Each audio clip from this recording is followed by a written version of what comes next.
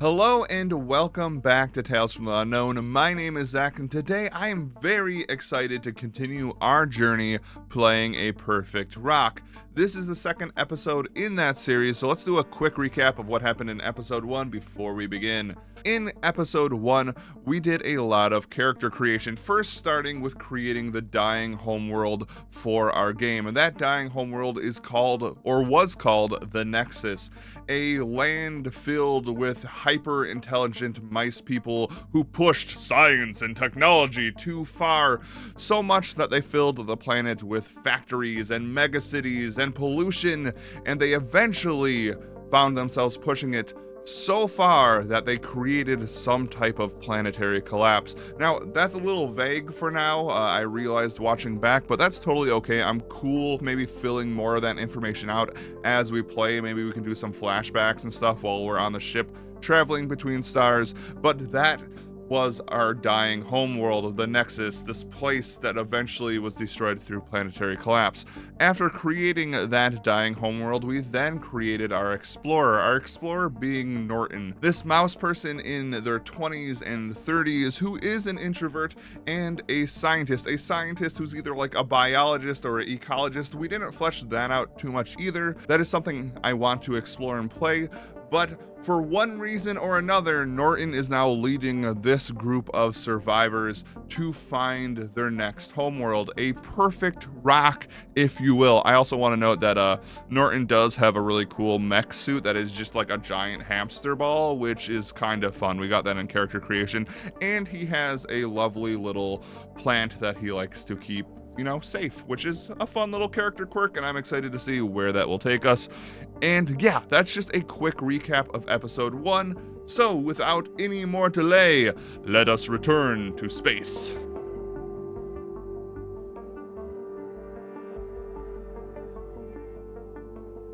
So last we saw of Norton and the survivors of the Nexus, they were making their way out of their home solar system on the Dark Helix.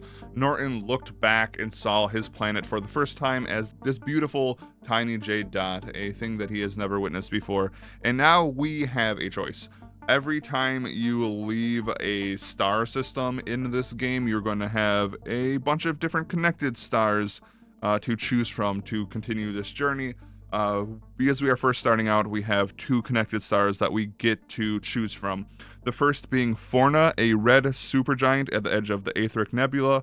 This was the first stop of the Arclight, the first crewed interstellar starship as it traveled to Regenta, and the other star being Proxima, a Type O main sequence star. Recent data from the Horizon 1 probe indicates evidence of a lost alien civilization. So, I'm not gonna lie, my gut reaction is like, let's go to Proxima. We have this hyper-intelligent species of mice people who are scientists. They probably can better understand a lost alien civilization than magic. But I'm also not going to lie. I am someone who loves randomness in tabletop games. I love dice being like, hey, why don't you see what's behind that door? And then we can fill out the details together. So I'm going to roll some dice to try to decide which star we're going to go to, because I kind of want to be surprised here. So we're going to say Forna is 1, 2, 3, and Proxima is 4, 5, 6. We got a 2, which is Forna.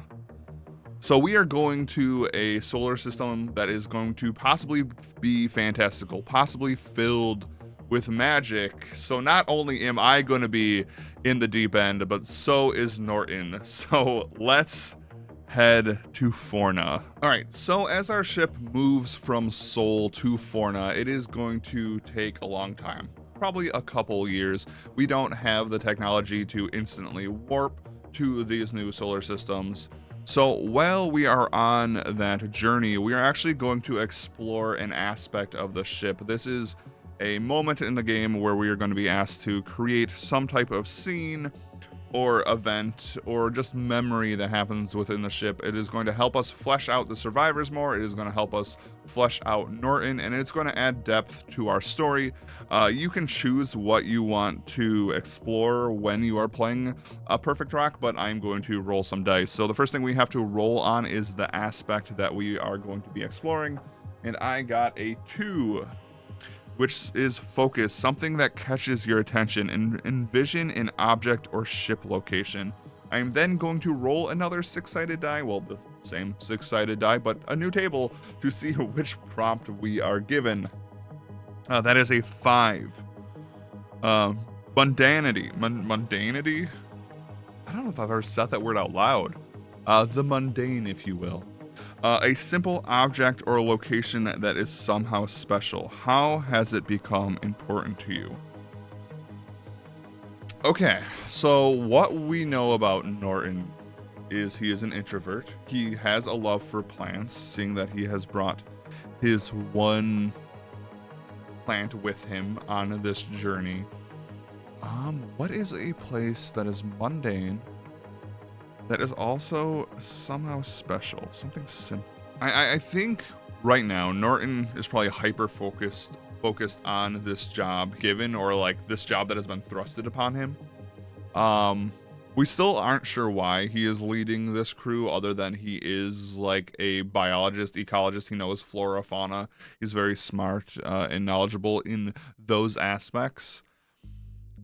Maybe there's like a little greenhouse. Maybe he spends most of his day monitoring the Dark Helix systems, monitoring the supplies and all that stuff. And maybe he has found this little like side room that was being unused by the Dark Helix that has just like has these like giant windows and some lights. And he started, because journey is taking like a couple years. He started like a little greenhouse, starting with his potted plant. And it's a place where he goes most days for maybe like 30 minutes to an hour, just to reflect and just to focus on something that isn't just keeping the survivors alive. It is creating and nurturing life just to do it, not because it is on him to save everyone. It's like very similar, you know, keeping the survivors alive, keeping the plants alive, but completely different reasons. And also, you know, the stress level is completely different, and it's something that he loves, is like nurturing these, you know, plant life. And I think that is his simple location that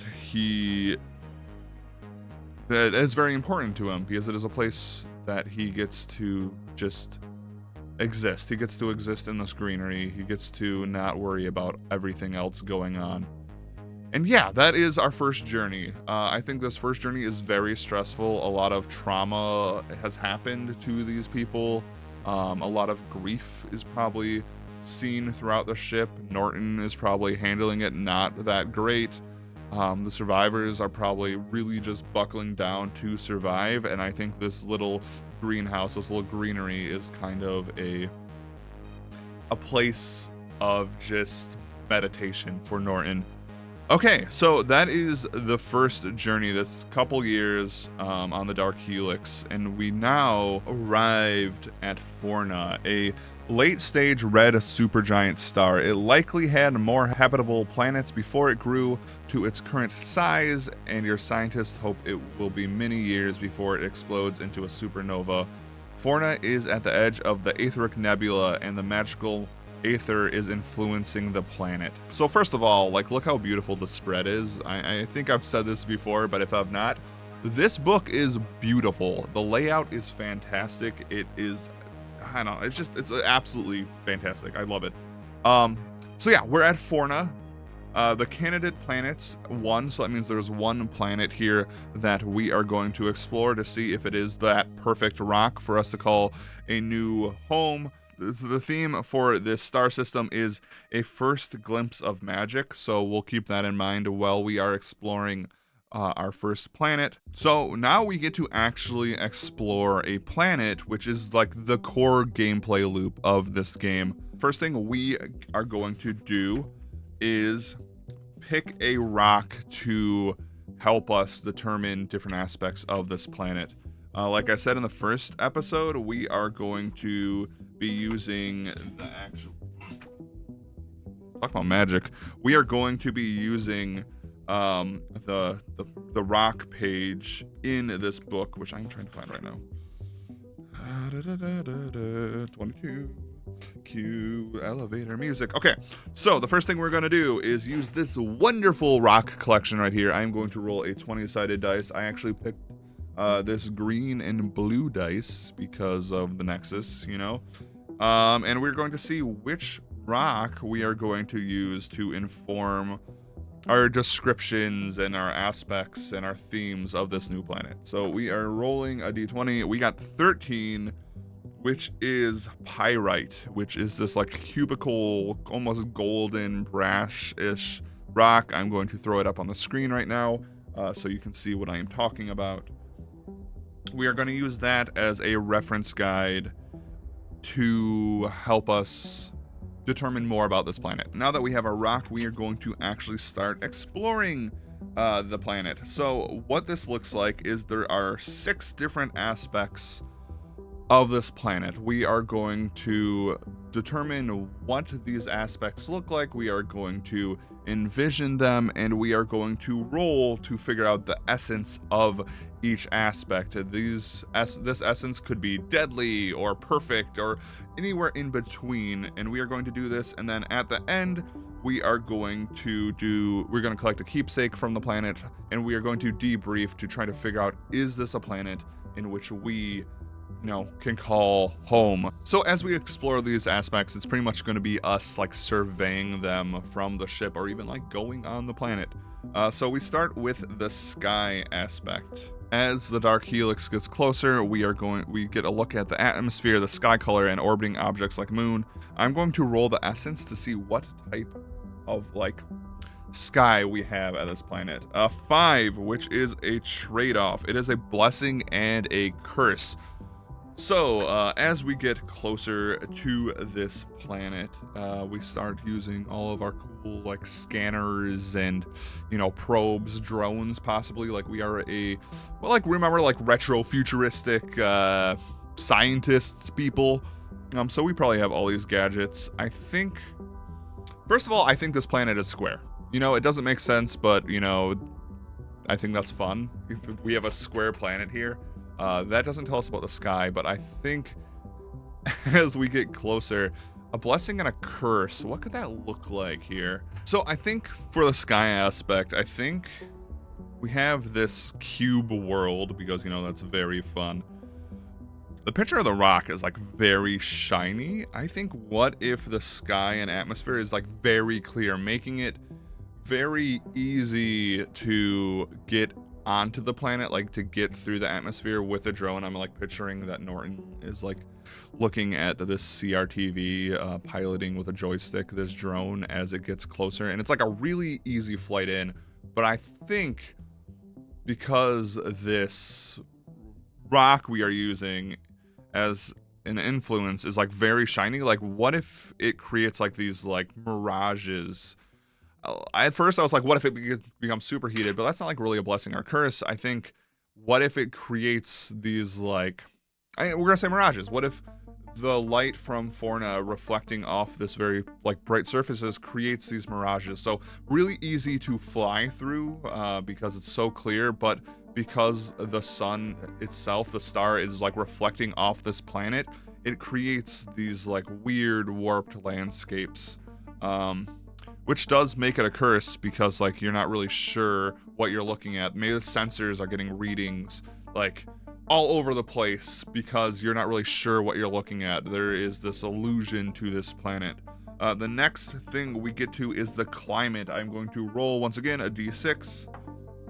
A 3. It is problematic. It will cause major hardships, weather temperate and shifting patterns. Maybe going off those illusions, I think maybe there is this like these clouds of just like weird magical plasma that just are like moving unpredictably. Like we already have a weird cube planet. We have this planet that is filled with strange illusions and mirages. what if, oh, actually, let's go back a little bit. We're using mirages and stuff. What if this planet isn't completely smooth? What if it is made of this like very fine sand that is like multi-gradient or golden and like shines with the light? And maybe that is what's going on with the climate, is it is filled with these shifting like sandstorms, but like these like nebula storms of like these really wonderfully and beautiful and vibrant colors that are always shifting. They're creating these mirages, but you have this like almost nightmarish scape of just like this shifting world that you can't really perceive normally, or at least with Norton's drones as he is like looking at it from afar. I feel like maybe he's going towards something, this storm hits, and then like he's looking at something completely different. It's very disorienting. The next thing is the surface. So I think this drone, I don't know if Norton would like go onto this planet. I also think like this entire like evaluating a planet, this is taking weeks or months. So like he starts at the sky, he goes to the climate, and maybe after a couple months, you know what, let's use that mech ball. He has made his way onto the surface. He is rolling around. Once again, we are going to roll a dice to see. It is deadly. The terrain here, the surface is what we're exploring now. The terrain, oceans, and major landmarks is deadly. So I think he lands. He's in his, mech ball. He is pushing himself around. These sandstorms, these very vibrant and gradient sandstorms are happening. Mirages are happening everywhere. And I think we get a closer look at this like sand, these like, and it's like also cubes. And it's just like bouncing off of his mouse ball, his like super, super durable mouse ball. And his readings are going everywhere.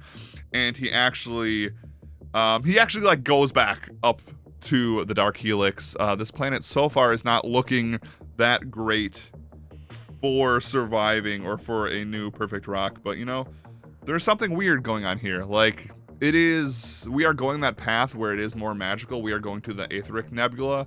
Like I said, this is going to be a lot of surprising things. I think the mouse people of the Nexus are very practical. They come from a planet that makes sense to them, and this first planet they have found is kind of bothering them because it is nothing that they have, found before. There is nothing that they have dealt with before. It is something out of their science. And I think like the terrain itself is created from like even smaller versions of this planet hitting them, and it's creating this very disorienting experience that would be dangerous because the storm is like being pelted by like small sharp cubes. Not the safest thing. Fauna. We are going to roll a d6. I'm going to roll a d6 again. 1 again. Deadly. Wow. Okay. Not great first planet, especially if there was hope on the Dark Helix. I think right now seeing this strange cube planet that has cube storms that creates mirages that can also, just like kill you. Not great. The flora and fauna, animals, bugs, and monsters. I think maybe before Norton goes back up to the Dark Helix, he's like exploring and he sees like this pyramid like in the distance, and he like pushes his wheel forward, and then the pyramid rises up, and it's just this giant crab, this cube crab that is made of these very sharp angles, like almost like if you were going to play like a game on the N64, like that type of crab. It's like polygons on polygons, and it's just this giant crab in this desert, and it starts chasing after him, and Norton's running. He gets back to his ship. And the last thing we have to explore on this planet is if there's a secret. So we are going to roll a d6. I'll hopefully not get a 1 again. I've been rolling a lot of 1s. Strange. It is odd and unsettling. Okay, Norton running from the crab person. Giant crab creature. Barrages everywhere. Sandstorms everywhere. He's pushing. I think as he is leaving and as he's getting on his ship, he looks to the left and he sees this large rectangular tower that looks like it has been built by someone or something. On top of that tower is a large diamond, a large crystal radiating this energy, this power. And maybe that's what's causing this planet to be like that. And that's like the last thing he sees is like this weird, strange tower that is like terraforming this world in a way that isn't based in science, in a way that Norton can't understand. He is a mouse of science. He is someone who understands biological plants and creatures, and this world is made of weird, sharp objects and large crabs made out of stardust and stuff, and then there's this tower. It's all very disorienting. He gets back into his shuttle. He makes his way back up to the Dark Helix. I take that back. We have one more thing to do. We have to envision one more thing. So while Norton is out exploring, he has to collect a keepsake, something from this world. It's very dangerous. It's filled with mirages. Maybe I kind of want the keepsake to be some type of plant, some type of flora. Oh, wow. Okay. We actually skipped a step. I went from surface to fauna, and we didn't do flora. So this is actually perfect. We can go back, redo that step because, you know, mistakes happen, and we can actually grab the keepsake there. So flora, let us roll to see what type of flora is on this planet. 5. Trade-off. It is a blessing and a curse. Once again, this planet is not great if you are a mouse person being like, we're looking for a perfect rock. Oh, yeah, let's maybe not move on to the planet that's just a giant cube with giant crabs that are trying to destroy us, and also there's sandstorms filled with cubes that also hit you. It's like stepping on a bunch of D6s. It's like a world full of sharp D6s. And then the flora is a curse and a blessing. I think maybe between the storms, between these sandstorms, these golden sandstorms, Norton is able to get out of his mech, his mouse ball, for like maybe 30 minutes, and he finds this very almost like weird cubist plant that maybe has like square fruit on it, square golden fruit. Right now it is inedible. He doesn't know what to do with it. It's really strange and weird, and not anything he has dealt with science before. But he like maybe grabs a fruit and like shakes it, and he hears like whoosh, whoosh, something like moving around inside of it. Could be more dust, could be something. And I think this plant is maybe going to lead to something. This is a blessing and curse. It's also going to be his keepsake. He grabs a small square cubist plant. He pots it. He gets some of the soil from this planet, all cubes. This weird cube-shaped fruit, and it's the last thing he grabs before maybe he hears the crab emerging and then, you know, chases him down. I know we're changing the story a lot, but like that happens when you're playing solo tabletop games. Is you're like, oh wait, what if this instead?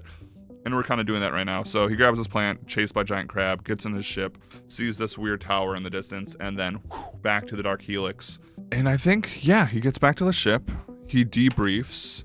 He has like all of his notes. He looks at everything. He is going to have a little scene where he's just looking at everything. In the background, we have the plant he has brought, his keepsake. He evaluates the sky, the climate, the weirdness. He really ponders that tower in the distance. Maybe he has theories on like what if that tower was terraforming it in a way that he can't comprehend. Maybe this is all far super science that he just doesn't understand. I don't think he thinks it's magical yet. I think it's definitely magical, but I think he's like, this is just a science I don't understand yet. I have to understand it. And I think it's really driving him.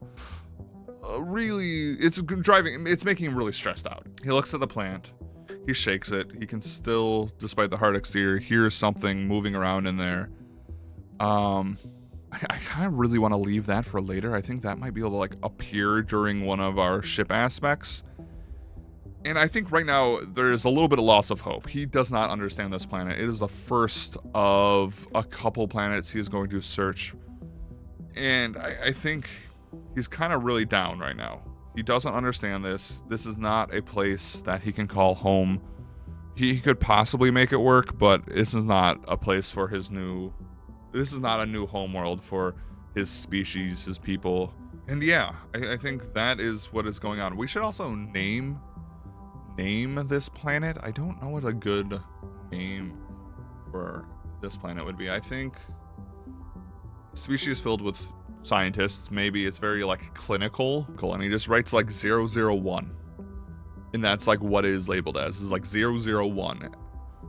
The document is like a search for a new homeworld, 001. All of his notes are there, planet in the background. And now it is time to go to a new solar system, because that is the only planet in this star system, is this weird cube magical place that just doesn't make sense. And honestly, not a great place to live. If they have to choose that planet, it's going to be very bad, because at the end of this game, we have to decide what the new planet is, and if we have to go with that one, that means the other planets are going to be like really, really bad, but also probably means like not a great time for our mouse people. So we have 3 choices of stars here. We have Regenta, we have Pelos, and we have Sol. I don't want to return back to Sol, so we're gonna just say we have Regenta, or we have Pelos. I'm hopefully saying that right. We're just gonna once again roll a d6. We're gonna say Regenta, a yellow dwarf with 2 candidate planets, planned destination of the Arclight, which lost communication until your home planet. That is Regenta. Or Pelos, a red dwarf deep within the oldest part of the Aetheric Nebula. I think we're going to say Regenta once again, 1, 2, 3. Pelos 4, 5, 6. We got a 6. We are heading to Pelos, and I also think that is a good time to end this episode. Next episode, we are going to move quicker as we explore these planets. We'll probably do some montages. And I'm guessing this entire series is going to go 2 more episodes. Next episode, we're going to probably explore most of the planets. The episode after that, we're going to explore the last planets, and then we're going to discuss where we want to go.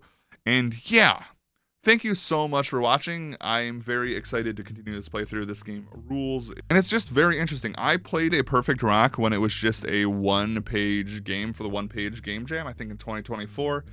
And what it has become is so brilliant. Before, like, you definitely had this great experience in which you were looking for a new homeworld, but you didn't have all these different layers that the full game is bringing. I think the 1-page game is still fantastic. It's wild what they were able to do with just 1 page, but this game brings so much depth to exploring, so much depth to the explorer and the survivors, and I'm really excited to see where we go with this, because right now this first planet is not that great, but it's also, you know, as a player, it's pretty cool and wonderful. So yeah, until next time, thank you so much for watching, and as always, be excellent to each other.